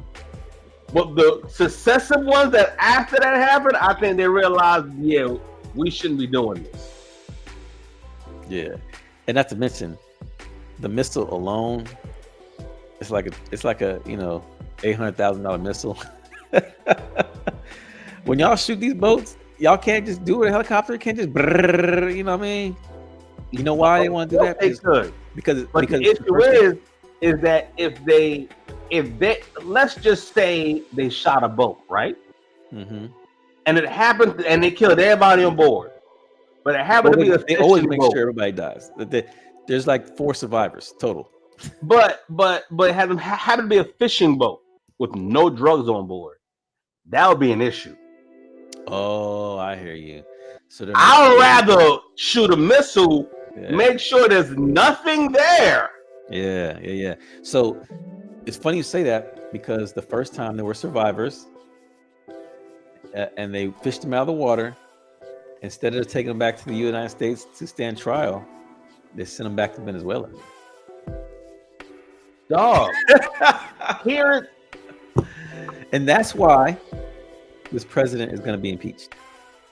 Dog, here's the thing. How would they send them to the U.S. when they're nowhere near the United States? Dog, Venezuela is literally nowhere near us. That boat was not on its way to the United States. Yeah. And if they brought them people to the U.S. for trial, they would have found that out. And it would have ended all of this. How far from the U.S. is Venezuela. 5,000 miles. The closest tips, 5,000 miles. Exactly, bruh. You mean to tell me the speedboats making it 5,000 miles? That's further than LA to New York. That's double that distance, dog. LA to New York is like 3 racks. Yeah. It's LA to New York and halfway back. Yeah. No, more than halfway back. More than halfway back. Yeah. In a speedboat. Them boats ain't getting there, dog. Like, stop. So I know the range of, like, you know, a lot of the military, like helicopters, because they have to come back, they're like 300 miles. Yes. Right? That's as far as you can go because they have to come back. And you could always make the argument that maybe they're stopping for gas somewhere. I don't know, man. It's a bad argument. Okay. Stopping for gas again. Wouldn't you want to know where the real fuel? Dog, if you was being smart and you think these are narcos coming to the U.S., you would literally plot their whole way to the U.S. You would literally want to know where they're stopping off. Are they stopping off in Haiti? Are they stopping off in Cuba? Are they stopping off in... And that's why I asked you about those places. Yeah. One thing we can agree on for sure is that what? It's not about the drugs. Oh, no. Not at all. Not at all. Not at all. And it's not about the drugs. It's about the oil in Venezuela. I think it's about president staying president, but I can concede to your point. It is, but it's also about that oil. Yeah. Venezuela has the most oil, like known oil reservoir in the world. The only reason they're not higher evaluated than like the United States or the Middle East is because their oil is in a rougher form. It's harder to refine, but they have more of it. Yes. So it's going to be interesting how that ends. The question is, are they going to impeach him? You know how it's going to end? This plan with Venezuelan allowing U.S. oil companies to drill. That's how it's going to end. You mean going back to that? Going back to that. Yeah. So, last subject for the day. Yeah. We're pushing 2 hours. Shedeur Sanders makes his debut. Did you watch the game? I did. I watched a lot of it. I can't say I watched all of it, but I watched a lot of it. I watched the whole thing. His defense really stepped up for him. I'd say he played mid. He played meh. Not bad, not good. You know, technically, he should have had 2 touchdown passes. One of the guys got tackled on the 1-yard line. But that was made up for by the fact that he threw a screen pass for like a 62-yard touchdown. He had, I don't say that was made up for that. Because that same play was drew up for the other dude and he threw it out of bounds over the dude's head. So let's not say that. And then also he has the rest of the season to throw screen passes out of bounds. We're not gonna base it off that one play. Oh, you're right. I'm gonna say that he had 2 of the longest passes for completions. 3. There was 62. There was the 58. Was 58? What was the third one? 39 to Judy when he fumbled. Oh, that fumble was hilarious. Judy. I'm watching that like he not gonna let that boy knock it out of his hand. Cause you saw the dude running behind him. I'm like, he ain't gonna let him do that. Man. And sure enough, I was thinking the whole time, if I was that other dude, I'd knock the ball out. And that's what he did. I thought Judy was gonna hit I thought he was gonna go lateral. I thought he was gonna go all the way across the field and try to score because he had blockers in front of him. And he slowed down for no reason. And then he jumped. Look, I don't remember nobody jumping for a juke. I think he was trying to do the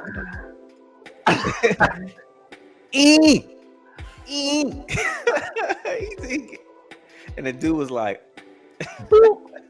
That was the worst. When the ball came out, like he still reached for it. Like, it's like, bro, dog. Hey, Judy, shout out to Jerry Judy. He just got there. He's a good receiver, but damn, bro, that almost cost the job. That almost cost. embarrassing. But honestly, I think his numbers don't tell the full show of what he did. Okay. Because he went 11 for 20, right? So a little over 50%. Not good. Yeah, but he had like 4 drops. Okay. Still not good. The drop wasn't on him. So if those passes, that's why it's a drop. No, I know it counts against him on the stat sheet. But if he puts it in your hands, that's on you. Okay, give it a grade. I would give him a B minus. B minus. B minus. Yes. Okay. I would not give him a B minus because of the efficiency. I think it was really good for a first time start for if you guys want to call him a 5th round draft pick, then I can give him an A, right? Okay. Because I don't regard him as a 5th round. No, you can't do that. You can't do that, dog. I can because I don't hate on him. I don't hate on the dude. I can do whatever I want. Okay, so what would you grade him? I have never hated on the dude. So, right?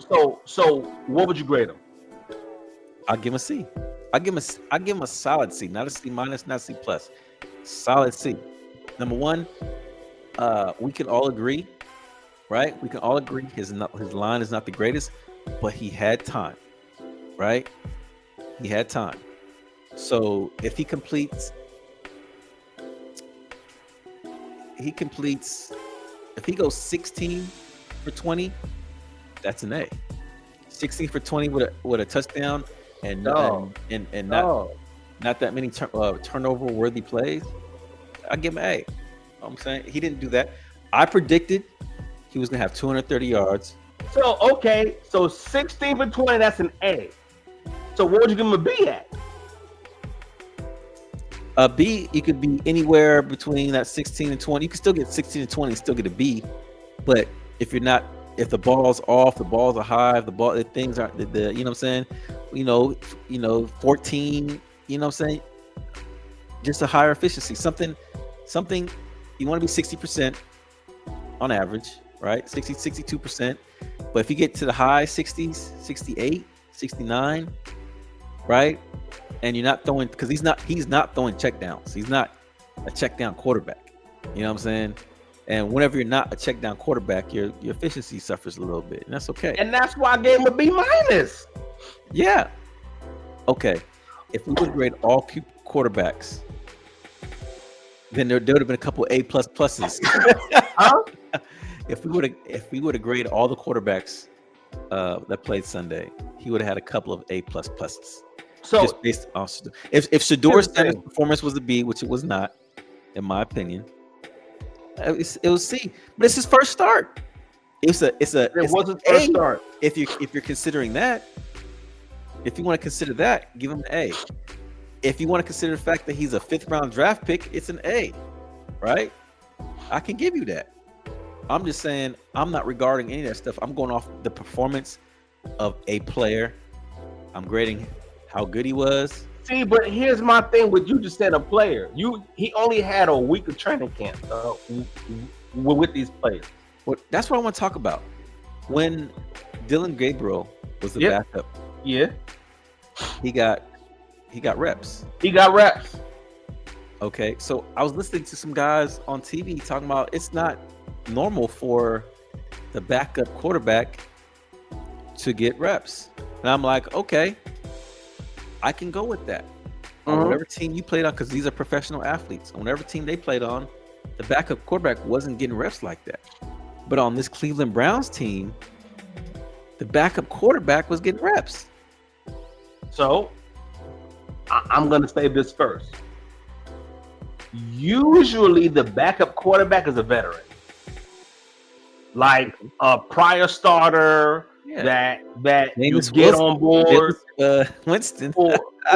or it's a QB that has been a team to team second string, like the boy Johnson Okay. that was around, or Carr, the older brother Carr, that went around, saying, like a journeyman, saying, Tyrod Taylor type, saying. Yeah. You would understand that because they've already been in the league, have been, saying, already up to NFL speed and all of that. So when he was giving Dylan Gabriel some shots at reps when Flacco was there, he should have afforded Shedeur the same when he was QB2 when Gabriel was there as well. But I think Stefanski don't like him. Like, you can't convince me Stefanski likes that boy. You can't. No. And if you never heard of Shedeur Sanders before, right? Mm-hmm. And you listen to his post-game locker speech, you would not think Shedeur Sanders was the starting QB and had a good game and got a win. Oh, what he said? You would not think that Shedeur Sanders was the first rookie to win a game. Sorry, the first rookie to win their start in Cleveland Browns history since the 1950s. You would not believe that was the first time that a QB's first start, they won that game since 95, I believe, or 99, one of the two. The first rookie to win their first game. Yes, and since the 50s. That's crazy. So I went back. I want to look at Baker Mayfield's first game stats.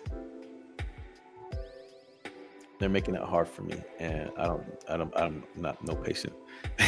All you gotta do is did Baker Mayfield win his first start in the NFL as a rookie? No, we know he didn't. We know he didn't.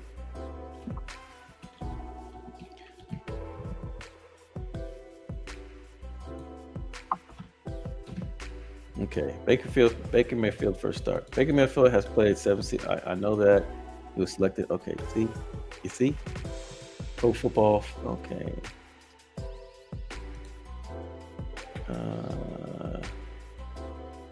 Career. He's 56, 58. He's under 500 in his career. I don't know that. Okay. His first season was in what? 2018. 2018.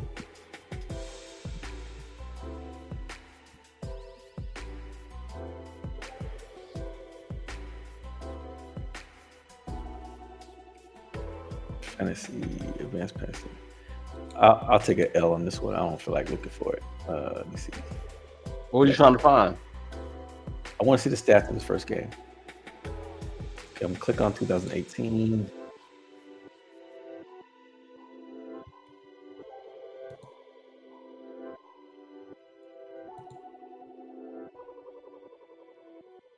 See, 13 games played. Can I see the stats?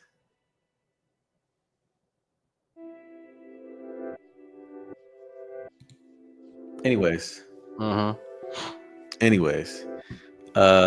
Regardless, for a first start for any quarterback, he got a decisive win. He didn't lose his team the game. He did enough to win his team a game. It can't be like, oh, the team get, he was just all along for the ride. And I gave him a C. And I think because my expectations of him are higher, right? I think that's a C performance for him. I guess. You know what I mean? So if that's a B, what is an A for him? Like, for me, better percentage. So here's the thing. What I did not like, but I understand, I guess, is when he got in the red zone, it took him out. I wasn't a fan of that. Okay.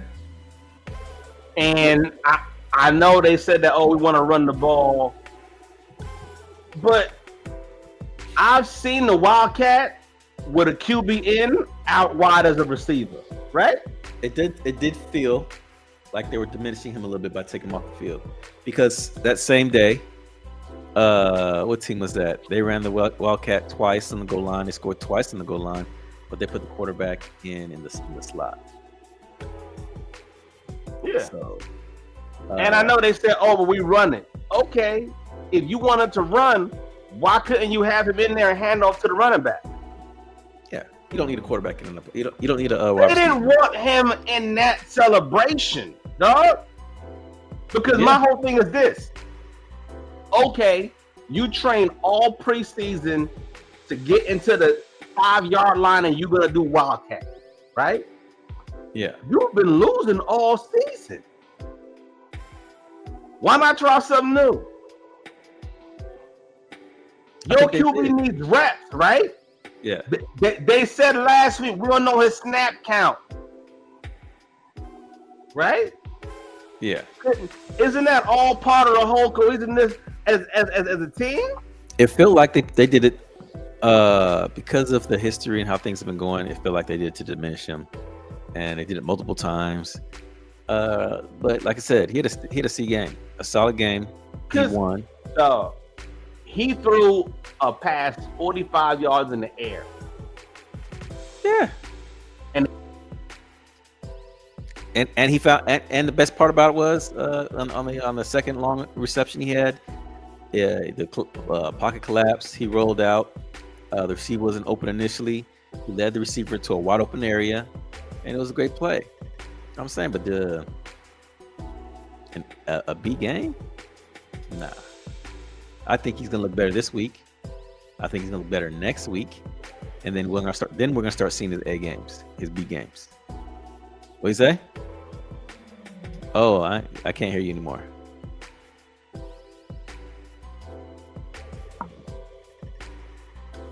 But while I got you on mute, I have to ask you about the greatest play of Week 11 in the NFL, by far.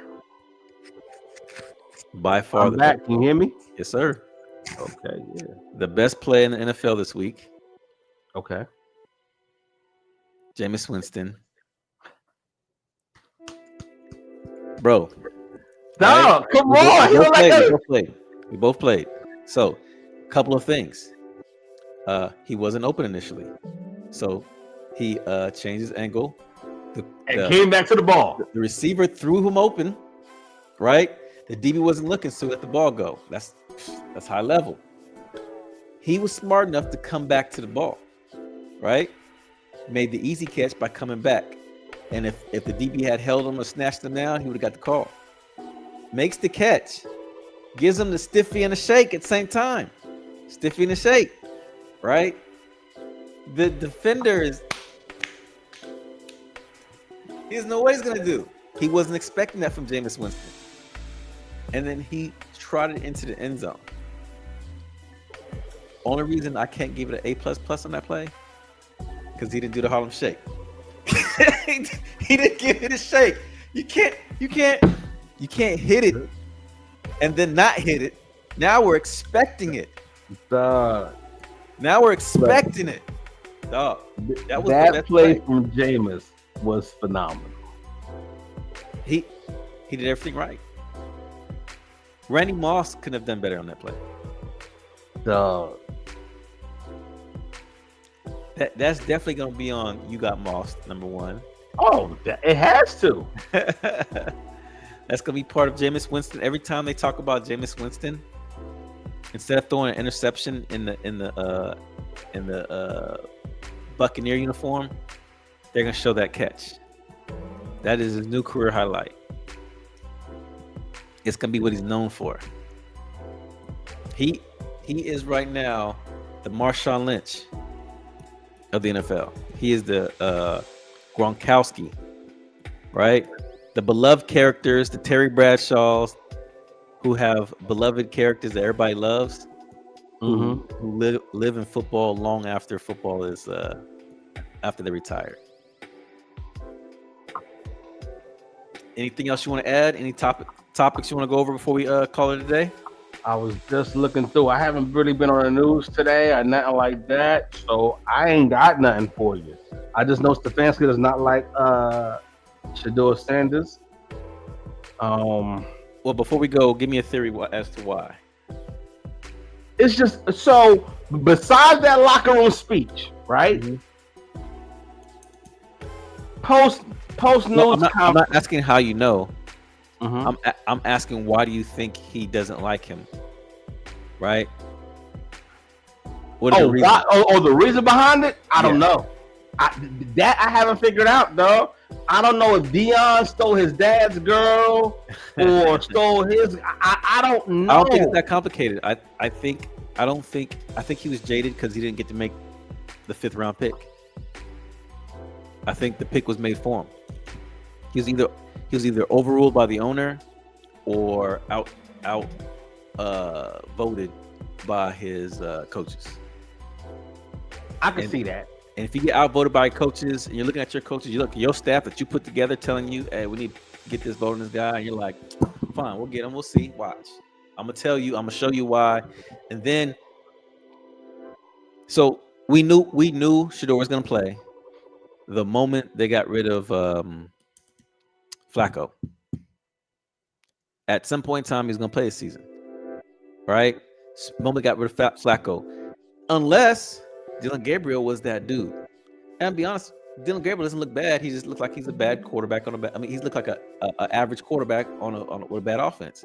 If they still had Bradley Chubb, if they could still run the ball, we wouldn't even notice, his shortcomings because he's a little guy.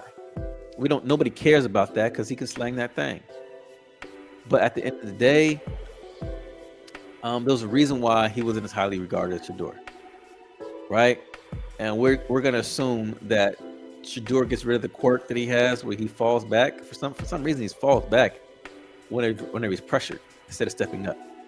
Because he's used to going back and spinning out of it. Because in Colorado, he was getting pressure from both up the middle as well.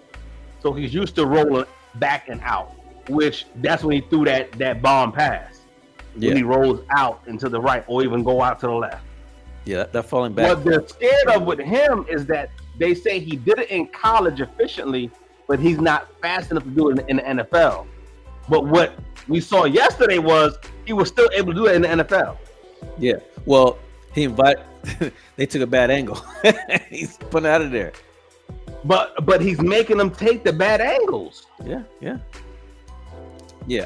I think he has Baker Mayfield levels of elusiveness. Not that great, not that bad. Until this year, we would say until last year, we would say Baker Mayfield probably wasn't a good runner of the football. But you don't have to be good if you're timely, So with that, we're over our 2-hour limit. So yes, we are. That was a long show. Yeah, it's gonna take forever to render this. So if you guys have any questions, like and subscribe. Hit the button. It's free. Hit that button up there. Right here. Or there. It's gonna be somewhere. Hit that button somewhere. Hit the button. And let us know what y'all want to hear about. All right. We're out. Peace.